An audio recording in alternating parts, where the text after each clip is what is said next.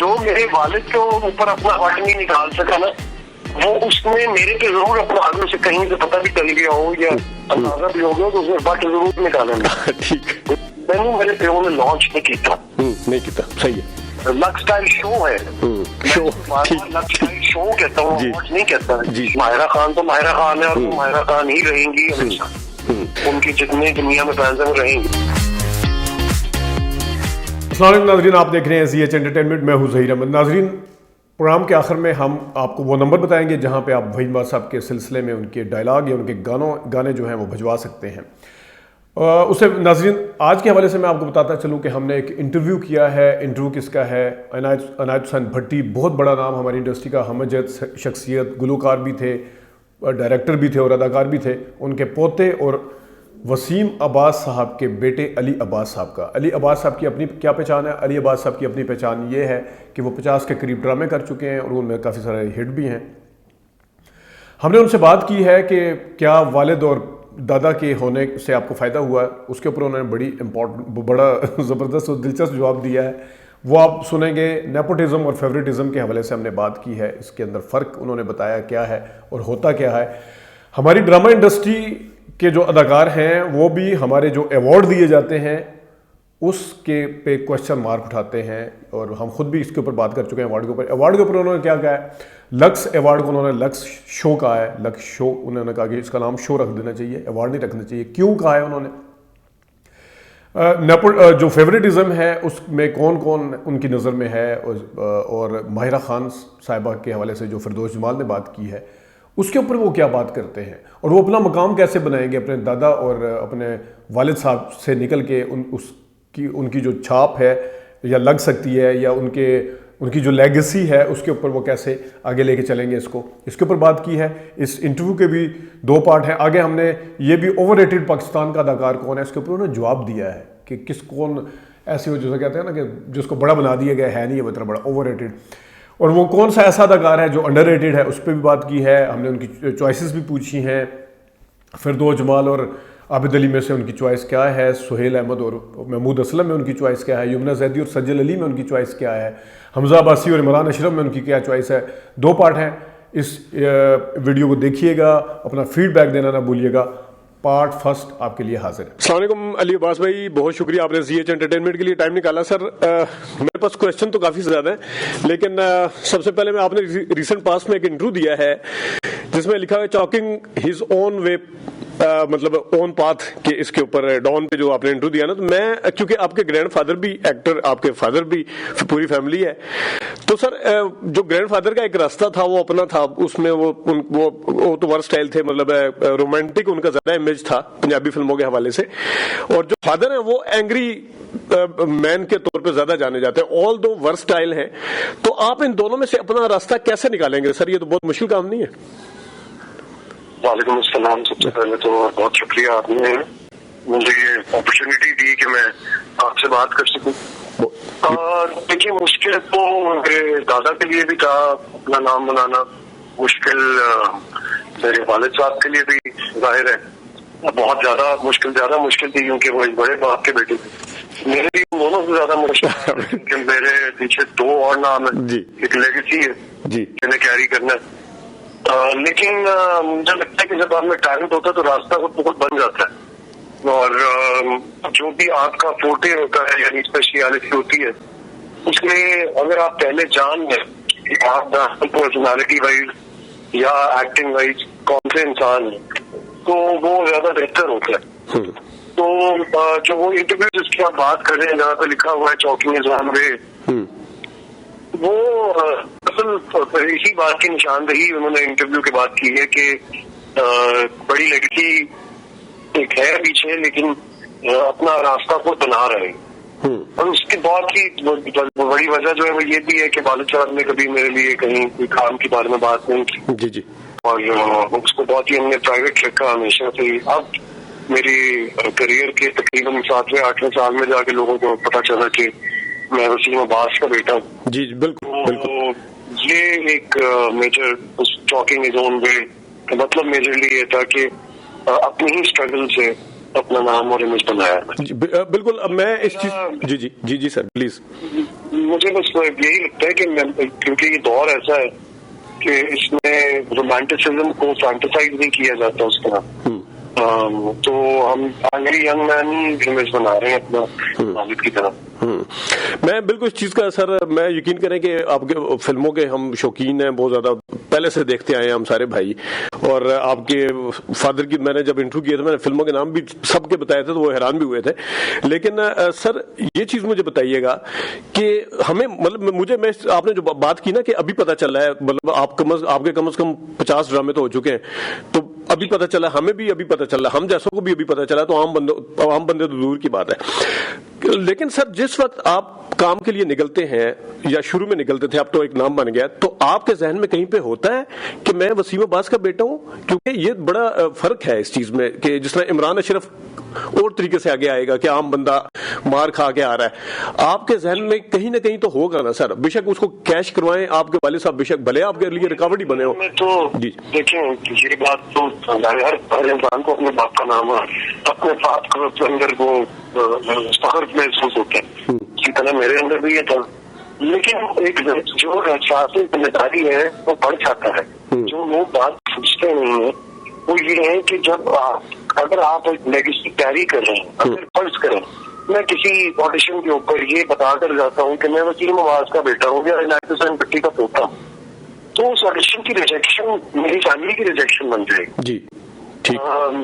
तो लेकिन अगर मैं अपने ओन पे जा रहा हूँ और किसी को मालूम ही नहीं है कि मेरा बैकग्राउंड क्या है, तो मेरी क्रेडिबिलिटी प्लस या माइनस, एक बात जो बहुत इम्पोर्टेंट है, जो मेरा ख्याल है कि अगर सब बैठकर सोचे तो हमें ये बात समझ में आएगी कि जब आपके पापा वाले एक इंडस्ट्री के अंदर काम कर रहे होते हैं तो उनके 100 दुश्मन होते हैं, 100 दोस्त होते हैं। 100 दोस्त उस तरह काम नहीं आते, 100 दुश्मन जरूर अपना वाट निकालते हैं। ठीक, जी जी बिल्कुल। जो मेरे वालिद के ऊपर अपना वाट नहीं निकाल सका ना, वो उसने मेरे पे जरूर अपना, अगर उसे कहीं से पता भी चल गया हो या अंदाजा भी हो गया तो उसने वाट जरूर निकाला नहीं। ठीक, इस बात का अंदाजा तो मुझे है। तो मुझे अगर मैं ये बात कहूँ तो बहुत से लोग बहुत सा प्यार देते हैं इस वजह से कि हम थर्ड जनरेशन एक्टर हूँ और ये काम को अच्छे से कर रहा हूँ। बट बहुत से लोग जो है वो बहुत इजीली मुझे ब्रांड भी कर देते हैं as a product of nepotism. बहुत आपने बड़ी बात की है नेपोटिज्म और फेवरेटिज्म पे, मैंने बिल्कुल आपके पढ़ा सारा कुछ ना। मतलब रोटी तंग मिलती है, कहना कि इस्तेमाल। ठीक सर, ये एक ऐसी चीज है जो कि मेरे के साथ भी चली है, मेरे साथ भी चल रही है। ये कभी ये धब्बा है एक मेरी मेहनत के ऊपर या मेरे वालिद की मेहनत के ऊपर, बिना वजह जिसमें जो टीचर जानना चाहेगा वो ऐसे ही जानेगा और उसको कुछ मिलेगा नहीं। जी जी बिल्कुल। अली भाई मुझे सिर्फ ये चीज है, जिस तरह मैंने अभी इमरान अशरफ का या ऐसे एक्टर का नाम लिया जो बिल्कुल रिमोट एरिया से या रिमोट बैकग्राउंड से, या रिमोट बैकग्राउंड ना भी हो, जिनकी कोई जड़ें नहीं है उसमें इंडस्ट्री में, और उनकी क्योंकि सर मतलब वो ब्रॉटअप इस तरह हुए होते हैं कि वो अपने आप को मोल्ड भी कर लेते हैं। लेकिन मैं फिर उस तरफ आऊंगा कि आप क्योंकि सर थर्ड जनरेशन जितना अभी आपने बात भी की है, तो क्या आपके अंदर वो चीज पाई जाती है थोड़ी सी कि आपने अपने आप को, हो सकता है मैंने आपके जितने इंटरव्यू देखे ना, मुझे ऐसा लगा है जैसे आप लॉबिंग करने पे भी बिलीव नहीं करते, जो कि अच्छी बात है। आप, मुझे जहां तक लगता है हमारी इंडस्ट्री में, हमारे पूरे पाकिस्तान में, हर फील्ड में, खासतौर पे ड्रामा फिल्म इंडस्ट्री में खुशामद बहुत चलती है।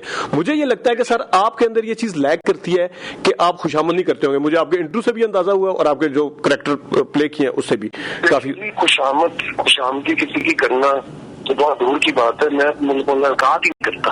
अच्छा, और इसका ताल्लुक जो है, तो फिर आप कहते हैं आपको अवार्ड नहीं देते सर। अच्छा खैर कंटिन्यू करिएगा। यही तो मेरी लड़ाई है जी, और मैं ये लड़ाई आपको जीत कर दिखाऊंगा। ये आज आपको मैं इंटरव्यू दे रहा हूँ, ये मेरा आपसे वादा है जी जी, कि मैं जब तक ये करियर अपने में काम कर रहा हूँ, टीवी में या फिल्म में या जहाँ भी मीडिया के अंदर में काम करूंगा, मैं इस लड़ाई को जारी रखूंगा सर। उसकी वजूहात है मेरे पास 2-3। तो पहली बात ये है कि मैंने मेरे प्यो ने लॉन्च नहीं किया। सही है, ठीक है जी। उन्होंने मुझे लॉन्च नहीं किया। बहुत से बापों ने अपने बेटों को लॉन्च किया और उनका हक भी है, ठीक है। देखिए आप एक सहाफी हैं, कहीं ना कहीं अगर आप अपने काम की इज्जत करते हैं, आपके दिल में आएगा कि आपका बेटा या बेटी भी साथी बने। जी जी जी। और अगर आप उसको गाइड करना चाहें, उसको हेल्प करना चाहें, इसमें कोई बुरी बात नहीं है जी। आप उसको रास्ता जरूर दिखा दें। हाँ, उस रास्ते पे उसको दूसरों के हुकूक ना माने, फिर आप गलत करेंगे। लेकिन अपने बच्चे को सिखाना कोई गलत बात नहीं है। तो जिन बापों ने अपने बच्चों को लॉन्च किया है, ठीक है, बड़ी अच्छी बात है, लॉन्च करें।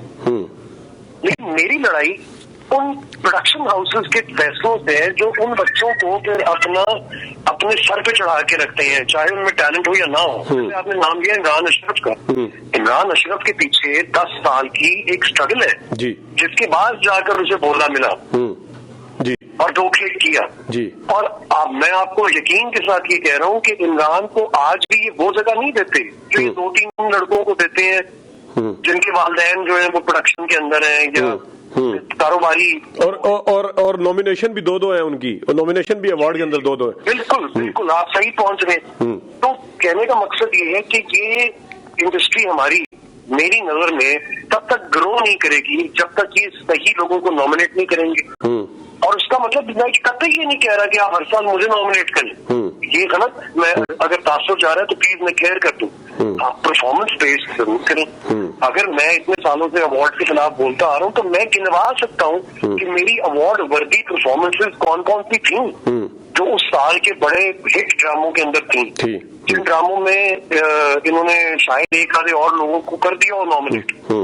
फॉर एग्जाम्पल तुम कौन पिया एक प्रोजेक्ट था जो कि 2016-17 में मेरा आया। जी जी जी जी। यासिर नवाज उसके डायरेक्टर थे, आयजा खान मेरे साथ थी। तो ये जो लक स्टाइल शो है, लक स्टाइल शो कहता हूँ, अवार्ड नहीं कहता, शो है बेसिकली एक, जहाँ 4 एक्टर नाच लेते हैं, 4 को वो अवार्ड दे देते हैं, कोई किसी से शादी कर लेता है, कोई किसी से निकाह कर लेते हैं। ये एक शो हुआ ना, शो होता है, उस तरह लक स्टाइल शो है। तो लक स्टाइल शो के अंदर इमरान अब्बास को नॉमिनेट किया गया तुम कौन पिया के लिए बेस्ट एक्टर। बिल्कुल ठीक है, आपने किया, वो मेन लीड एक्टर थे उसके अंदर। आपने मुझे तब इमर्जिंग टैलेंट के लिए क्यों नहीं नॉमिनेट किया? तब तो मेरे बहुत से ड्रामे आगे पीछे आ रहे थे।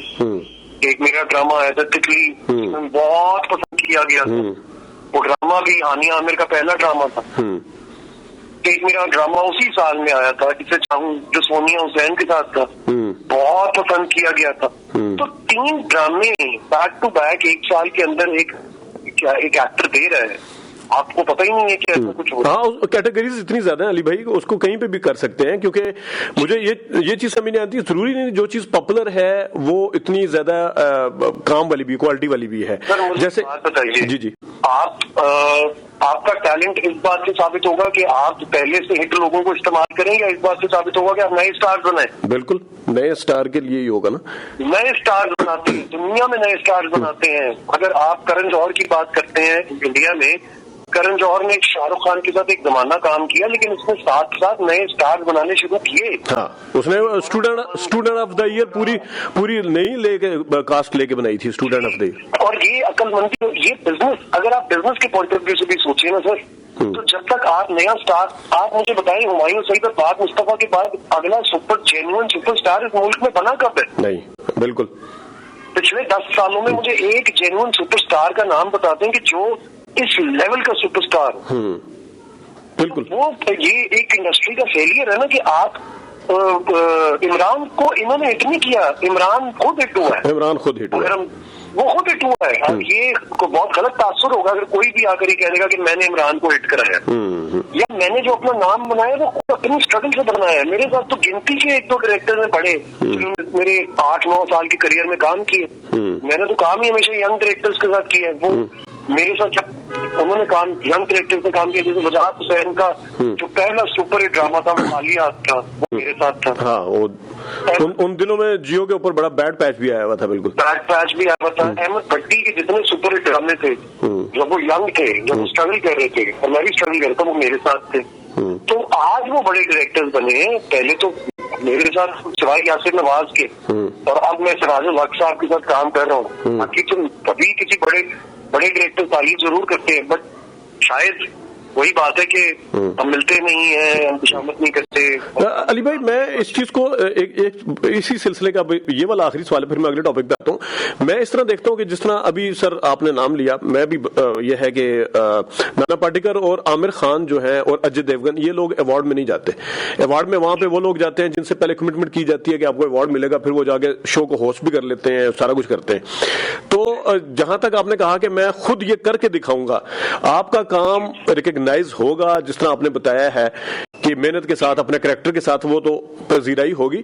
लेकिन आई डाउट कि आपको अवार्ड के हवाले से तो सर उन लोगों को अभी तक अवार्ड में शामिल नहीं किया जाता जिन्होंने इतने ज्यादा एहतजाज भी किए हैं। जितना उसमें तो मेरे ख्याल में खुशामद ही एंड ऑफ द डे आपको या अपनी लॉबिंग करनी पड़ेगी। तो कैसे करेंगे सर ये सारा कुछ? वो लॉबिंग तो सर मेरे खून में ही नहीं है। वो हम लोगों के अंदर है ही नहीं। वो मेरे अब्बा ने भी जिंदगी में बड़ा नुकसान उठाया इसी वजह से।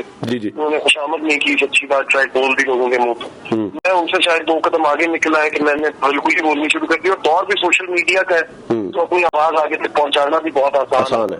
आप जैसे साथी हैं जो कि इस तरह की बात के ऊपर बात भी करना चाहते हैं, तो हम लोगों को मौका मिल जाता है। लेकिन जो मेरा कहने का मकसद है, अगर मैं उसको सिंपल तरीके से समझा दूं तो ये है कि मैं मेरा एम ये है, बाकी अल्लाह मेरे साथ मेरा साथ दे तो वही हो सकता है कि एक काम इतना अच्छा किया जाए कि इन्हें मानना पड़ जाए और इन्हें अपने इरादे बदलने पड़ जाए।